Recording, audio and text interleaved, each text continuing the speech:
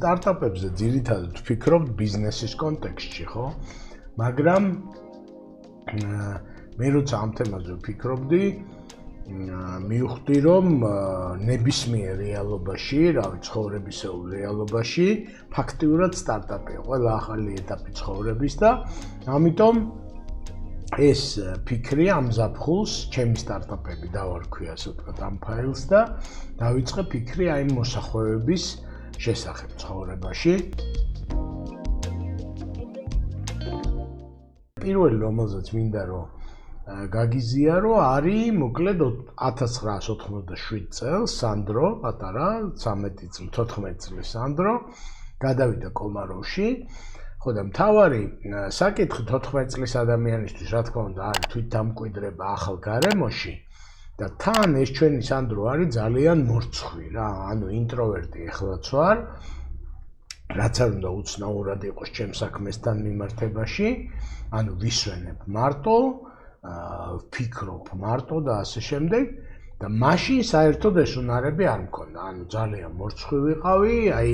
დალაპარაკება ვიღაცასთან და ჩემის მეგობრები სერიოზული სანდრო ესე მიცნობდნენ, იმიტომ რომ მორცხოვისგან იყო ხა ეს ამბავი და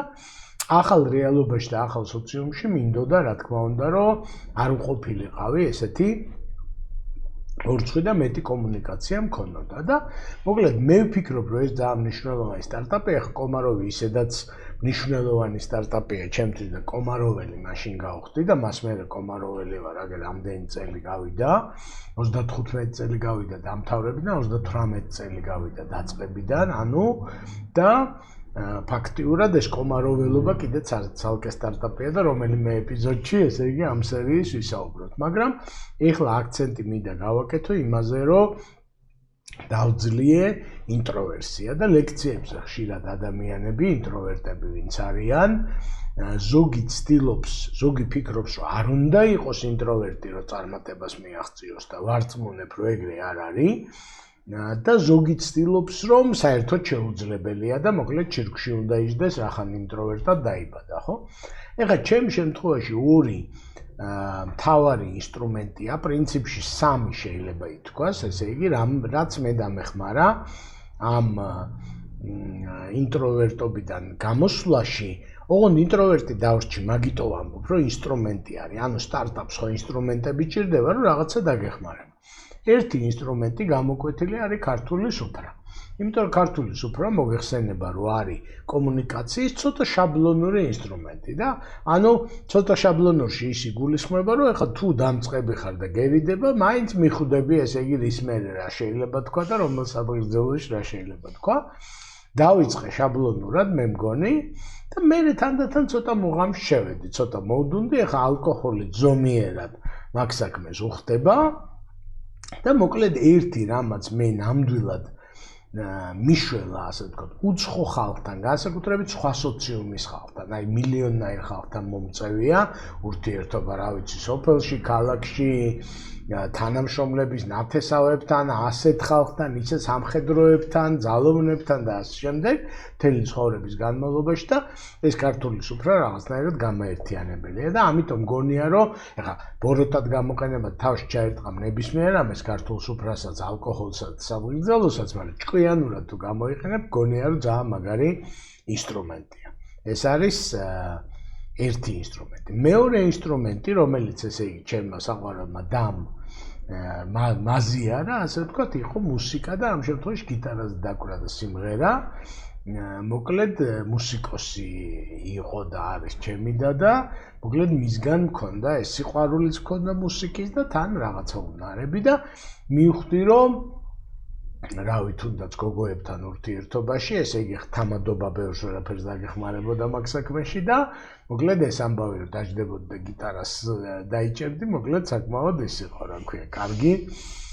კარგი დასაწყისი იყო ნებისმიერი ურთიერთობის და ნუ მესამე ინსტრუმენტი და ძალიან მნიშვნელოვანი არის იუმორი და რავი, მე ვინც მიცნობს, ყველა მიცის, რომ მოკლედ ყველა თემაზე რაღაცა ანეკდოტი მახსენდება, ან ამბავი მახსენდება და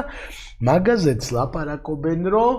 პირდაპირ ჩვეულებრივი ინსტრუმენტია, რომელიც ათვისებადია, ანუ ეხლა იმას არ ნიშნავს, რომ იუმორის გზნობა ვისაც არ აქვს, გაუჩნდება საოცარი იუმორის გზნობა, ან ვინც არ არის კარგი ორატორი, აუცილებლად უნდა ითამადოს და ასე შემდეგ, მაგრამ სადღეგრძელოს თქმა რომ შეგეძლოს და 1-2 შენი საყვარელი სადღეგრძელო გქონდეს, მე მგონი ყველას დაეხმარება ქართულ რეალობაში, კი არა და საერთაშორისო რეალობაში ისე უყვართ ეს სადღეგრძელოები, რომ მე რო საერთაშორისო აკადემიებში ჩავდივარ, ფაქტიურად ყველგან მთხოვენ რომ მოდი სადღეგრძელო შენ თქვი და იქაც გახდა ჩემთვის ეს ისა, ასევე სიმღერა ყველგან უყვართ და ასევე საერთაშორისო კონტექსტშიც და ქართულშიც ეს ამბავია და იუმორი ხო უნივერსალური ენაა და რა ვიცი მე რო ძალიან ნერვიულობდი, რავი სამხრეთ აღმოსავლეთ აზიის ქვეყნებში და Middle East-ზე და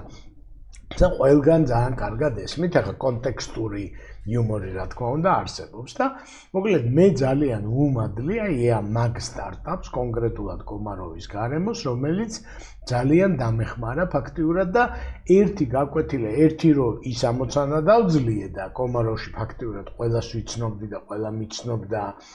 მოსწავლეებიც, მასწავლებლებიც და ასე შემდეგ და მე ეს გათამამებს, ხო ერთი სტარტაპი რო გამოგივა, შეიძლება უკვე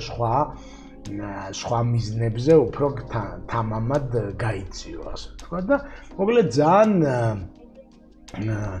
მნიშვნელოვანი გარდატეხაა ჩემ ცხოვრებაში და მაგ გარდატეხას მე ბევრი სხვა გარდატეხა მოყვა და ამიტომ მოკლედ ძალიან მნიშვნელოვანი ადგილი უჭირავს მაგ სტარტაპს